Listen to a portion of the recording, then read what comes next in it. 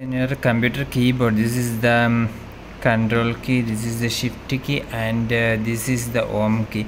So if you press this control key, shift key and home key, these three keys at the same time, suppose I am in a Microsoft PowerPoint slide, and if I am my cursor is in this position, and suppose if I want to select test from the beginning up to the place where my cursor is placed.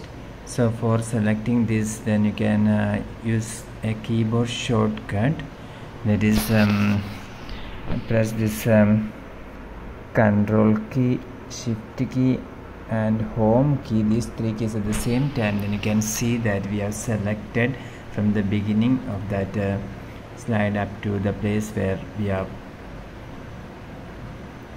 placed our cursor.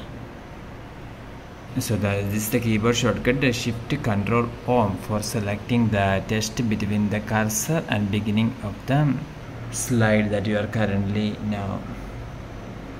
For more, you can subscribe.